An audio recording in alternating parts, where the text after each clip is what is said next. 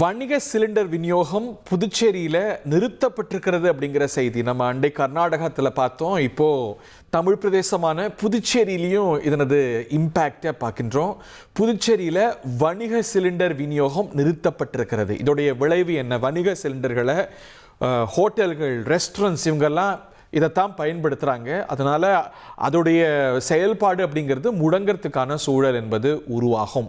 இப்போவே பார்க்கின்றோம், சென்னை உள்ளிட்ட நகரங்களில், கோயம்புத்தூரில், இப்படி பல இடங்களில் எல்லா மெனுவும் கிடையாது. குறைந்த அளவிலான மெனு தான் ஹோட்டல்கள் இப்போவே வழங்க ஆரம்பிச்சிருக்கிறாங்க. இந்த தட்டுப்பாட்டுடைய விளைவுகளை நம்ம பார்க்க ஆரம்பிக்கிறோம். அரசு வீட்டு உபயோகத்துக்கான சிலிண்டர்களுக்கு தான் முன்னுரிமை கொடுக்கிறது. வணிக சிலிண்டர்கள் விநியோகம் அப்படிங்கிறது பின்னுக்கு போயிருக்கிறது. அதனால் ஒரு தட்டுப்பாடு நாடு முழுக்க ஏற்படக்கூடிய சூழல் உருவாகி இருக்கிறது. அதோடைய பிஞ்சை நம்ம அருகிலேயே பார்க்க ஆரம்பிச்சிருக்கிறோம். புதுச்சேரியில் வணிக சிலிண்டர் விநியோகம் நிறுத்தம்.